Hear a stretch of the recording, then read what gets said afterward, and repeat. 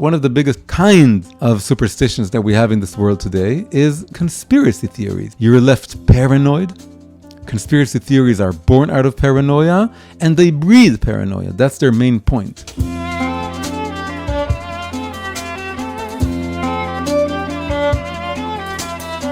So, during the past few weeks, we've been accompanied by Avraham Avinu, our father Abraham. He's the protagonist of the last 2-3 weekly portions, the parashot that we're reading. And he's also the first monotheist, the first believer. So what better person to learn from about the topic of faith? And what does faith mean?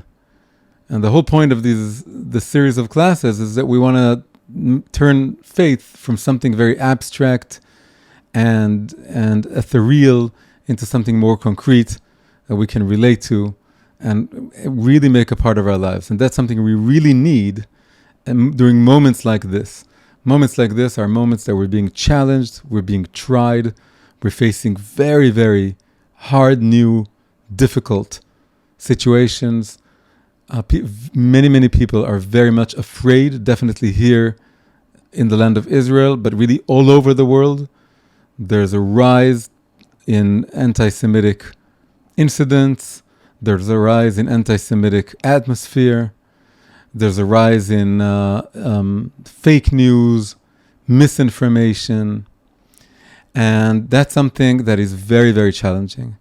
And many people are facing stress. They're facing fears. And this is a time that we need, above everything else, and more than other times, we need to be connected to the true source of stability and power and our ability to hold ourselves, keep ourselves together, and that is faith. Much of the world may mock faith, and they may think faith is like a consolation for people who are they can't find anything else to console themselves with, and they're desperate, so they're running to this refuge called faith. And it is a refuge, but it is not a refuge for only for weak people. And really, to be honest, all of us are weak. But it's not just for people who can't handle reality.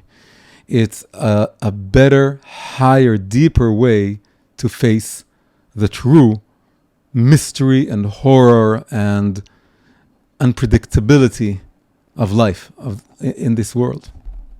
So what we want to focus on today is we want to take one image, one moment in Abraham's life, and really zoom in and see that moment as teaching us 4 different lessons that are very precious. And they all have to do with emunah, but it all comes out of one incident in his life, one image. The image is that at some point, God promises Abraham that he's going to have many, many children. And then he tells him, צא החוצה וספור את הכוכבים. Go out and count the stars.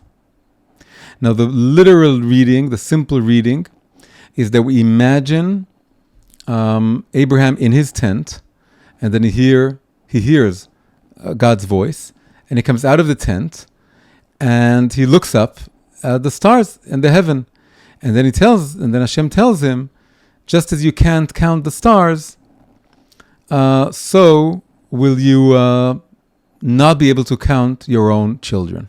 So this is the simple reading.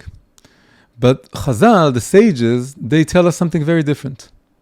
They tell us that when Hashem told Abraham to go out, come out, and count the stars, he wasn't referring to him coming out of his tent and looking at the stars from the earth, looking up at heavens, but that he took him out of the world. He took him out of the universe. He took Abraham and he plucked him out and he raised him above the firmament, above the stars, above the heavens, outside of the universe. And then he looked at the stars from above. He looked at the stars from outside of the universe. He looked down and he saw the stars. And according to this reading, the main thing is not the number of the stars, but the main thing is what is your vantage point on reality, on life? Are you looking at the stars, at the world, from a mundane earthly point of view, standing on the ground? Or are you able to see the world in a sense from God's perspective, through God's eyes? God is looking at the world from outside the world, outside the universe. And on a deeper way, he also told him, you need to come out of your faith in astrology. Your faith in astrology is you look at the stars, and the stars have the final say, the final word. The stars, the maps of the stars, the laws of nature, they tell you how things are at the moment and how they're projected to look in the future. If you extrapolate, if you look at all the rules and all the patterns and all the laws of nature, and then you extrapolate, you go forward in time, and then you can imagine what the future will be like. But all this is based on the limited perspective of the laws of nature. But I'm going to take you out on a higher level, and you're going to see that there's something above the stars, which is really above nature. And that's me. And I can change the laws of nature.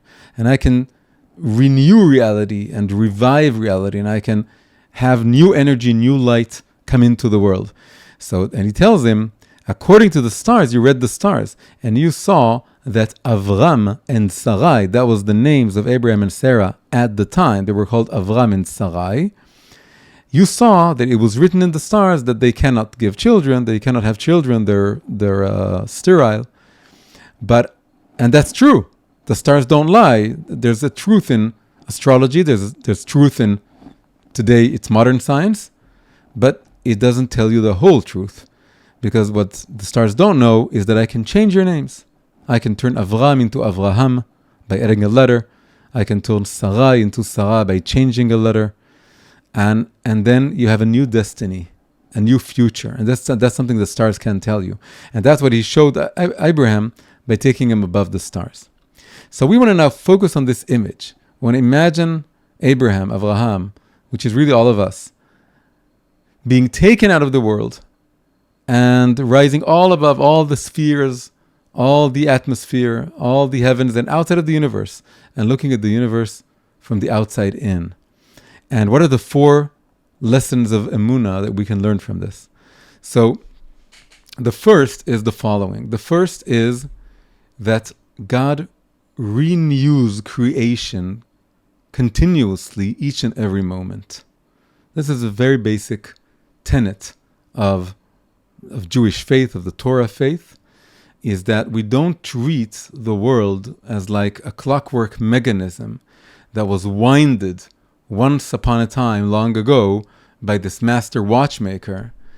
And ever since then, the watchmaker is resting and the watch is clicking away, ticking away, and it's all deterministically predetermined. That was an image that many people of faith had, but it's an image that basically tells you that the future is set and that the world is just unfolding, playing out the way it was wound at the beginning of creation. And then God is this watchmaker who went to sleep. But this is the point of view it's called the world of formation. In the 4 worlds of Kabbalah, in the world of asiyah, action, and formation, that's how we would appear. But if you go up to the world of creation, Bria, and this is the first words of the Torah, Bereshit bara Elokim, second word is bara, is that Bria is something that's continuous. It's constantly recreated, and that means that each and every moment, the world is created anew. And we should all imagine this, that the world is being created right now. And I'm created right now with my memories, with my traumas, with my fear, with everything that I have, with everything that I don't have. And the idea is that once you internalize this, you can internalize that you have everything you need. Even if something was taken away from you a moment ago, a day ago, a week ago, a year ago, it doesn't matter. You have everything you need because the world is created right now. The enemy at the gate, the mistakes you made that brought the enemy to the gate, it doesn't matter. The world is created right now with the enemy, with you. You don't have enough supplies, you don't have enough weapons. It doesn't matter. That's what you have to win this war. Later on, you can make other plans for other scenarios. Right now, there's no point in dwelling on the past. There's no point in thinking that maybe things could have worked out another way. They could have played out another way. And only if they had played out another way, only if you had done something different or someone else had done something different, then everything would have been okay. But now that they didn't and I didn't, it's all lost. And the mistakes are irreparable. Forget all those ideas. The world is recreated every moment. That means that you are beginning, everyone is beginning right now. And you have everything you need, and everything that you don't have, that's also part of what you need not to have. And the more you connect yourself to this kind of emunah, to this kind of faith, can you believe that the scenarios of your own sterility or your own inability, or the fact that you were told you're not going to have kids, or you're not going to have a career, or you're not going to do anything meaningful, or that everything is lost, or that you lost all your options and you lost all your opportunities, you can forget about those ideas, because just as Abraham's life changed when he was 100 and Sarah was 90, then your life can change also, whatever your age is, whatever your situation is. So that's the first thing. And this is called the Kodesh Baruch Hu Mechadesh Betuvo Bechol Yom Tamid Maaseh Bereshit.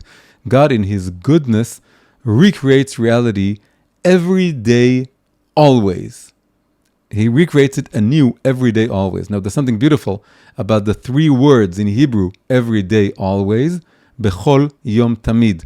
If you look at the first three letters of this phrase, Bechol Yom Tamid, they spell out the letter Bet. That's the first letter of the Torah, Bereshit bara Elokim.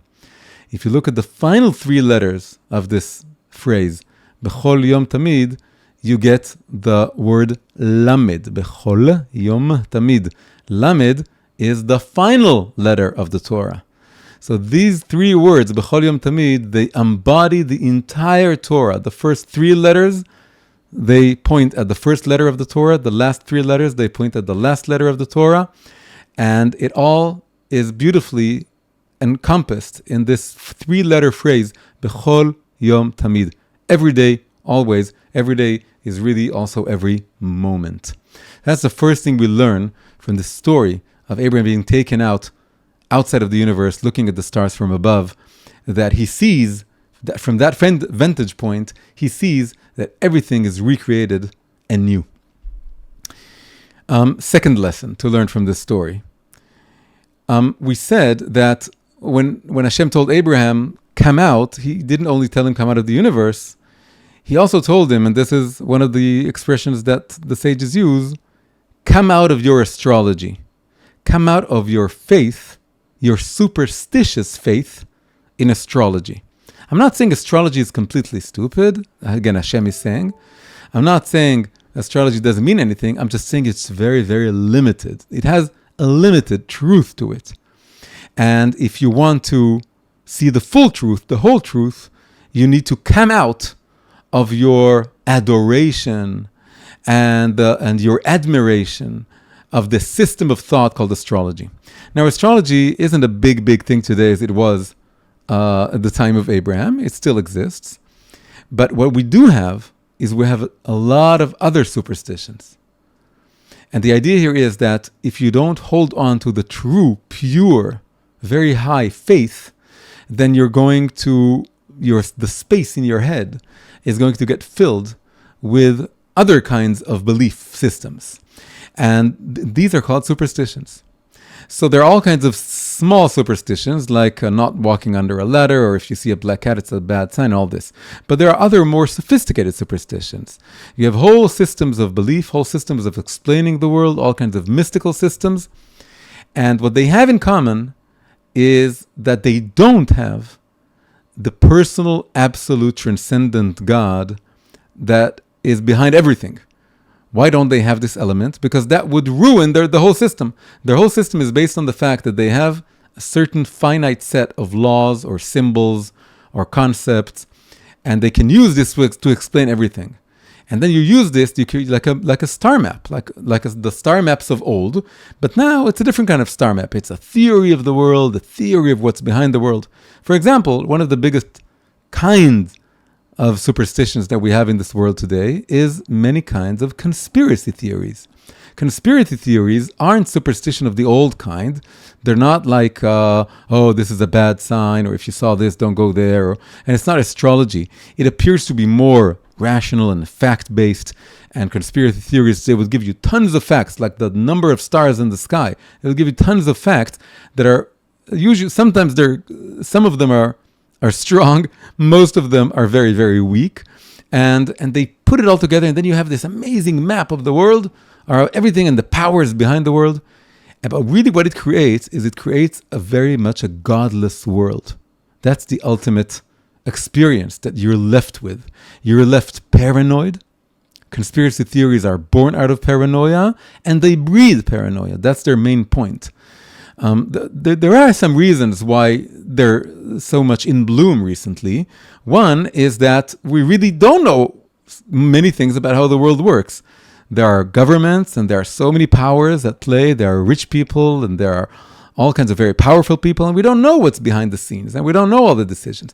And the fact that we are in the dark regarding a lot of things, that's fertile ground for conspiracy theories. The other thing is that we have social media and the internet, and then anyone with a theory can propagate their theories very easily. But there are deeper reasons for why people are attracted to conspiracy theories. And a deeper reason is that it flatters you, that it feeds into everyone's paranoia. Everyone's a little bit paranoid, but it feeds into it. But it gives you this feeling that you are part of a small elite group that came out of the Matrix. That all the world that are in the Matrix, they don't know about this shadowy establishment or shadowy group of all-powerful beings that are really running the world. But you are not one of them. You came out of the Matrix. You're part of the WhatsApp or Telegram group that has all the info about the conspiracy, and that creates a lot of ego-flattering experience for you, because you feel that all the world is in the dark, it's living in a dream, and you're awake, and you're outside of the system. And again, the thing is, nobody knows. These theories are irrefutable.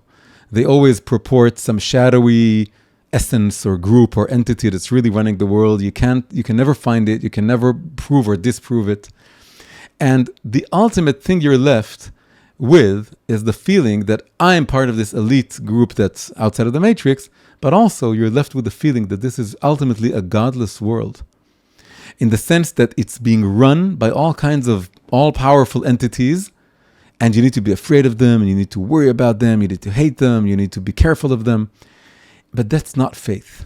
Faith is, in a way, it takes away from faith. Why? Because it tells you that God is powerless, and these all-powerful beings, they're the most powerful things in the world.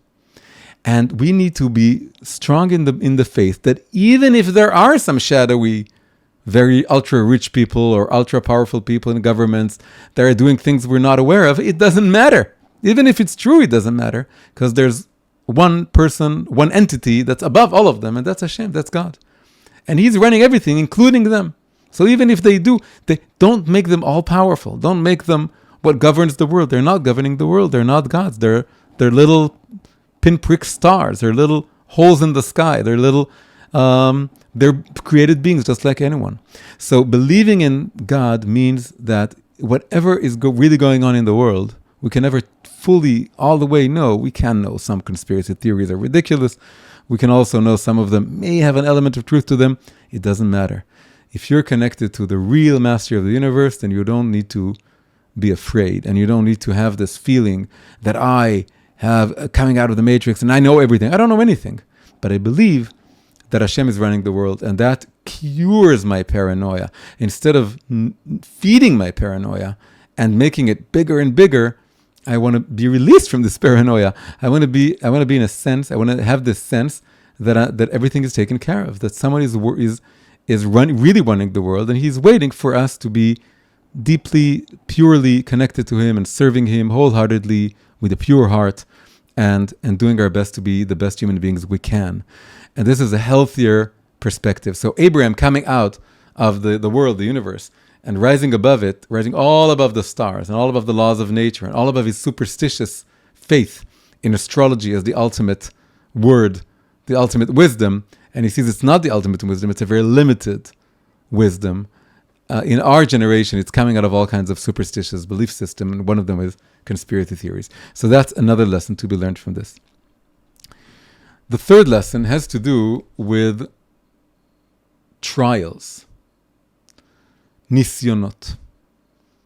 Whenever we're challenged in life, whether by a personal trial, illness, economical instability, a death in the family, a death of a close one, or if we're challenged, if we're being tried on a national level, that we have this collective trauma of so many hundreds of hostages, so many tens of hundreds of people murdered brutally. And this is one big nisayon. Nisayon is the Hebrew word for a trial or a test, that Hashem is testing our faith. Now, the first thing to learn about trials, and you'll see the connection to the story in a minute, is that the Hebrew word nisayon is, linguistically, it comes from the word nes. Nes is a miracle, but it's not just a miracle. Nes is like a flag. It's anything that you raise up. Nesi'ah is raising up. Nesi'ah is written with a sin, and Nes and Nisayon with a samech, but samech and sin are interchangeable. And so, Nes lehitnoses bo, and Nes is like a flag or something that you raise up. You raise all the way up. So the word Nisayon is, in the deepest and most basic way, is connected to the action of rising up. This is why it's connected to the story of Abraham being risen above nature. The whole point is that nisyonot, trials, challenges, tests that you get from on high, their one and only purpose is to raise you from your current situation. The reason we're all challenged with all the difficulties of life is that we can rise above them, and then we get to a higher level, spiritual level, than we were before. In fact, all of life is one big trial. It says that all the reason the soul comes into the world and is embodied in physical body is that this is a descent for the sake of a greater ascent. Yeridat tzorech aliyah. We descend into the world so that we can then, at the end of our lives, we ascend to a higher level than our soul was before we came into this world. This whole world is one big nisayon. It's hard, it's painful, it's difficult, it's unclear. So many things are we don't know why they happen, but this is the real reason. And we have this verse that it's said in the context of a false prophet. That if you would have a false prophet, you should not believe him. And why? Ki menaseh Hashem eloketchem ladat ha'ishchem ohavim et Hashem elokechem. Hashem is testing you. It's trying you to know whether you love Hashem with all of your heart and all of your soul. But if you just focus on the word that Hashem is trying us to know, ladat, and the Hasidic explanation is that we're given the test in order to rise to a higher level of da'at, a higher level of knowledge. Menaseh Hashem elokechem etchem ladat, in order that you may rise to a higher level of knowledge, that is a higher level of union, of connection to Hashem. So that's the third lesson to be learned from this, that it must have been very frightening for Abraham to suddenly come out of the universe and see the universe from on high, but he realized that all of his nisyonot, the fact that he didn't have children all these years, for example, all this was to test his faith, that he would continue having faith in Hashem, that everything is for the best, that nothing bad happens from on high. It only appears to be bad, only appears to be negative. Of course, it's very hard when you're experiencing something painful or negative, and you don't need to blame yourself for the fact that on a simple, human, basic level, from the level of your fragility, it's painful and you don't have faith there. That's okay. But the idea is that while maintaining that experience of uncertainty and pain and fear, you also have on another level, like a light shining from above, like a street light, street lamp that sort of has this light over you, you have this belief that it is for the best for some reason that you can't yet know what it is. So that's the third thing to know here, is that Abraham being taken out of the universe, it's like each one of us, after a long, long trial, for him it was not having children, will be raised up high and we'll see how it was for the best. It was all to pave the way for him having children at the end of his life, or having success at the end of his life, for everything that he put effort into during his life. Now the fourth and final lesson. The fourth and final lesson has to do with the fact that when Abraham is being taken out, Sarah isn't there, his servants aren't there, his property isn't there, he is all alone. The solitude of Abraham is a very, very important aspect of his life, of his story. Abraham was the first believer. That means he was on one side of the river, all the other people were on the other side of the river. He was deeply lonely. He was what Rabbi Soloveitchik called the lonely man of faith. And it's not just Abraham, it's each individual, each one of us. At that moment, that place in our own psyches, in our own souls, that we believe in Hashem, that we have full faith in Hashem, that we are connected to Hashem, we are deeply lonely there. And we may have a spouse that we love and that we're close to, or a good friend we're close to, and we can share many things with them.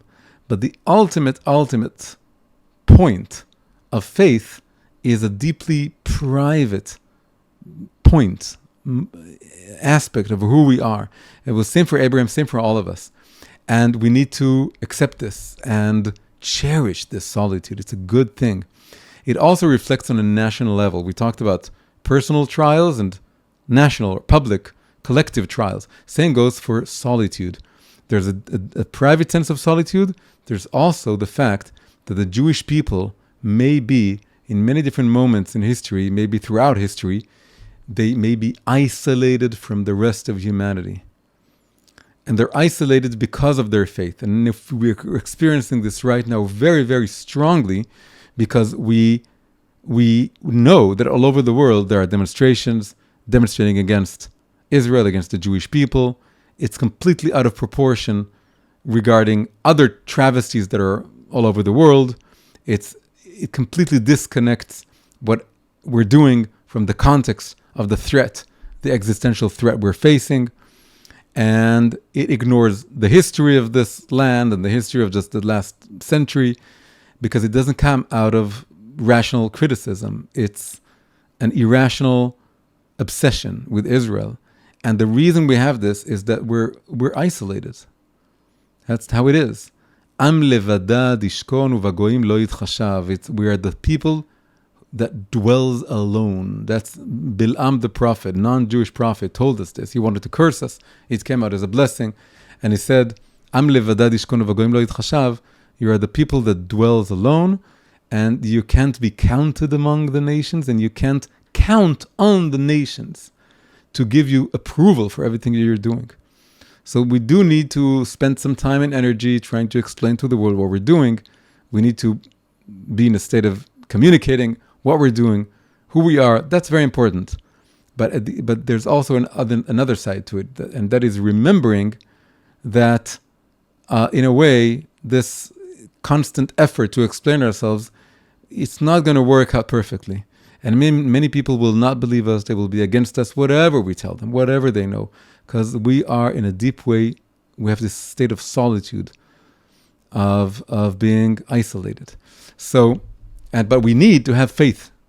We need to have faith. The anti-Semitism may be on the rise. People may not be believing us. They may be spreading fake news. That's another kind of superstition we have today. Is tons and tons of fake news, or real news that are being accused of being fake. And all this is like this multitude of stars that are hiding the sun. They're hiding the true nature of what's going on, and they're hiding the truth of divine providence. So this is the final and fourth lesson to learn from Abraham, is that we need to embrace this deep, deep solitude that goes along with faith.